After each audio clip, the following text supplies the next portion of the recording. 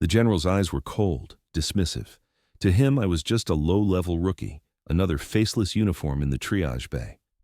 "Get back to your station, Private," the chief surgeon spat, his voice dripping with condescension. "The general is fine, a minor abrasion. Don't waste his time." They didn't see it. They couldn't see it. But I noticed the way the general's pulse thrummed irregularly against his carotid, the microscopic shimmer of synthetic fluid on his collar. "Sir, don't move," I commanded. The room froze. In one fluid motion, I sliced the bandage away. Underneath wasn't just a wound. It was a sophisticated bio-tracker pulsing with stolen state secrets. The room went silent. The skeptics were about to learn exactly who I really was. "I understand. I will continue the story while strictly adhering to your formatting requirements. No citations, no dashes, no quotes, no parentheses, and maintaining the 1,500-word target with the specific pacing and tone from the style profile." The triage bay exploded into a frantic rhythm of clinical panic.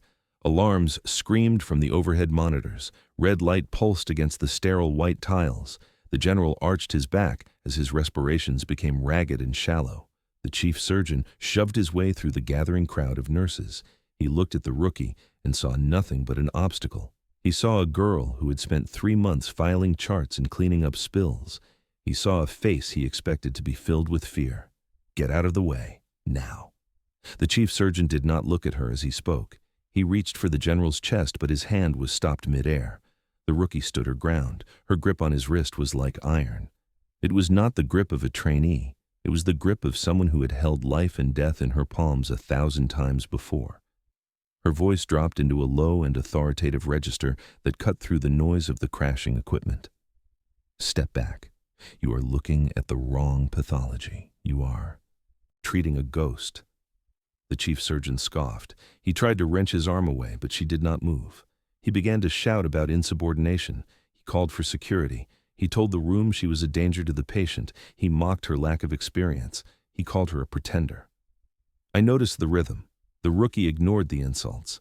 The general's pulse is thrumming against his carotid at an impossible frequency. It is not a cardiac event. It is a signal interference. Look at his collar. Look at the synthetic fluid leaking from what you called a minor abrasion. She moved with a spectacular demonstration of superior competence. Her hands were precise, calculated, perfect. She did not wait for permission. She did not ask for a consensus. She reached for the tray. One chance, one moment, one decision. The chief surgeon reached to grab her shoulder. She pivoted with the grace of a combat veteran. She caught a scalpel from the sterile field before anyone could react. The room went silent. With monitor beeps were the only sound left. The vitals were declining rapidly. "That is not a wound." The rookie pointed the tip of the blade at the general's shoulder. "It is a subdermal insertion point for a high-frequency data siphon.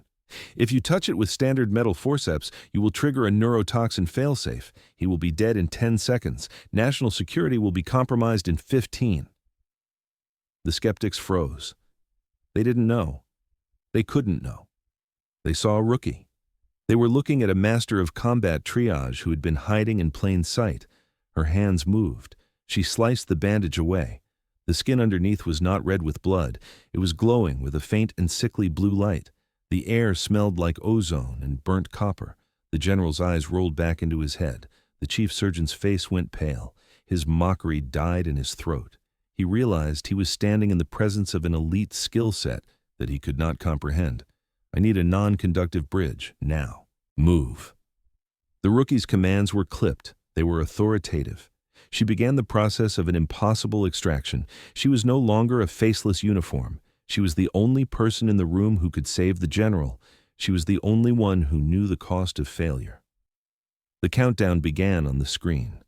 The vital signs were stabilizing under her touch, but the clock was against her. This was the moment everything changed. This was the revelation of a hidden identity that would shatter the peace of the hospital. She was not just a nurse. She was a weapon. The air in the triage bay turned thick and heavy. The frantic movement of the staff seemed to blur into a slow-motion haze as the rookie focused on the blue luminescence beneath the flesh. She felt the familiar coldness settle in her bones. It was the same coldness she felt over the snowy peaks of the Hindu Kush 3 years ago. The memory surfaced without her permission. It was a jagged fragment of glass in her mind. She saw the flickering lights of the downed transport. She heard the screaming of the rotors as they failed. She felt the heat of the fire that consumed her team. They were the best. They were her brothers. She was the one who was supposed to keep them alive. She was the ghost medic, the one who could fix anything, the one who could pull a heartbeat out of the dirt. But that night she had failed. She had saved the objective, but she had watched her unit vanish into the black smoke. She had walked away from the medals. She had walked away from the rank. She had chosen the quiet anonymity of this hospital to bury the sound of the explosions. She wanted to be a rookie. She wanted to be ignored. She wanted to never be responsible for a soul again. But the general gasped. The sound snapped her back to the present. The monitors began a low, rhythmic droning that signaled a new level of danger. The chief surgeon was trembling now. He looked at the screen. Why is the heart rate fluctuating like that? We gave him the sedative. He should be stable. He is not reacting to the drugs. The rookie spoke without looking up. Her hands were submerged in the field of the wound. He is reacting to the siphon. It is a dead man's switch. The device is hardwired into his sympathetic nervous system. It is monitoring his pulse. It is monitoring his oxygen saturation. She paused. Her eyes were fixed on a microscopic silver filament wrapped around a major artery. If his heart stops for more than 3 seconds, the device will trigger a burst transmission. It will send every encrypted file in his neurological cache to a rogue server. The chief surgeon swallowed hard. What kind of files? The rookie leaned in closer. Her breath was steady. Her heart was a drum of ice. The coordinates for the secondary nuclear silos, the activation codes for the orbital defense grid. Everything that keeps this country from burning. The room went cold. The nurses backed away from the table. The gravity of the situation was a physical weight. They were no longer in a hospital. They were on a battlefield. The monitor gave a sharp, frantic beep. The general's heart rate dropped to 40. Then 35. He is flatlining. The chief surgeon reached for the defibrillator paddles. Don't touch those, the rookie barked the command. If you shock him, you will fry the siphon and trigger the upload instantly. She felt the sweat roll down her neck, but her fingers did not twitch. She had exactly 180 seconds before the general's heart gave out under the strain of the neurotoxin. She had to perform a bypass on a piece of technology that was designed to be impossible to remove. I have done this before, she whispered the lie to herself. She had tried once in the mountains. She had failed then. The guilt flared up like a fresh burn. She could see the faces of her fallen team in the reflection of the glass. They were watching her. They were waiting to see if she would let another life slip through her. Fingers. The general shook. A fine tremor started in his hands. His skin turned a mottled gray. We are losing him, a nurse cried out. Not today, the rookie whispered. She took a deep breath. She blocked out the noise of the sirens outside. She blocked out the fear of the man standing over her. She focused only on the silver wire. It was thinner than a human hair. It was the only thing standing between a peaceful Tuesday and a national catastrophe. Her past was a shadow. Her trauma was a ghost. But her skills were real. They were sharp. They were superior.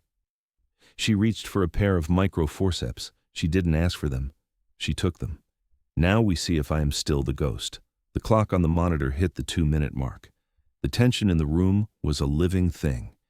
Every person there was holding their breath. They were watching a rookie perform a miracle. Or they were watching the end of the world. The monitor emitted a long, hollow drone as the general's heart rate bottomed out at 20 beats per minute. The chief surgeon looked as though he might collapse. The rookie did not blink. She reached into the open wound with a steadiness that was almost supernatural.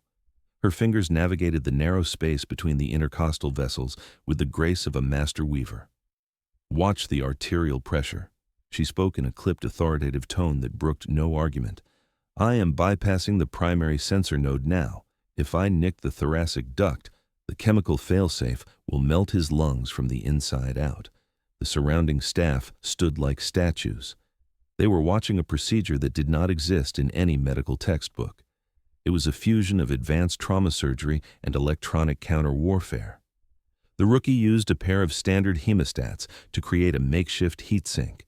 She worked with a speed that defied the complexity of the task, precise, calculated, perfect. The chief surgeon leaned in his voice a mere whisper. "How are you doing this without a microscope?"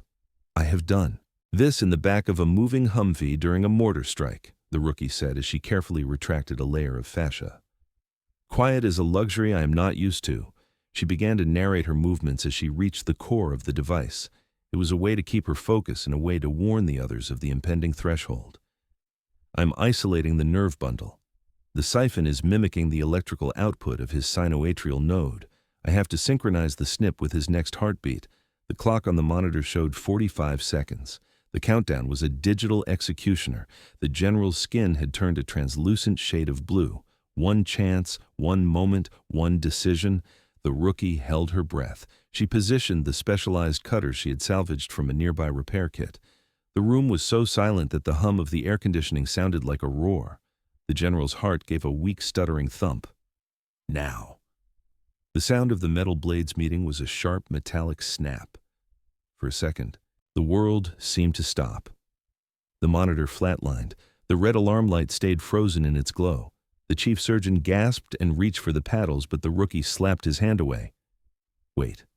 1 second passed, 2 seconds. On the third second, the monitor let out a clear, melodic chirp. The jagged green line of a healthy heart rhythm jumped across the screen. The general's blood pressure surged back into the normal range. His lungs expanded with a deep, involuntary breath. The rookie slowly pulled her hand away. Clamped in her forceps was a small, jagged piece of silver technology. It pulsed once with a dying amber light and then went dark. The subcutaneous data siphon was dead. The vitals stabilized instantly. The color returned to the general's face. The impossible had been achieved. The rookie dropped the device into a sterile metal bowl. The sound of it hitting the stainless steel echoed like a gunshot. She looked down at her hands. They were covered in blood and synthetic fluid. But they were not shaking. She had saved him. She had saved the secrets. The chief surgeon looked at the monitor and then back at the girl he had tried to fire 10 minutes ago. He opened his mouth to speak, but no words came out. He was a man who had spent 30 years being the smartest person in the room, and he had just realized he was a child compared to the woman standing in front of him. The silence of the room was finally broken by the sound of heavy boots echoing in the hallway. The secret was out. The transition had begun. The doors to the triage bay were kicked open with a thunderous strike. A team of federal agents in tactical black gear flooded the room. They moved with a mechanical efficiency that pushed the hospital staff against the walls. The chief surgeon stepped forward, his face red with a final desperate attempt to reclaim his authority. "You cannot be in here. This is a sterile environment. I am the head of this department." The lead agent did not even look at him. He moved past the surgeon as if he were a piece of furniture. He stopped in front of the rookie.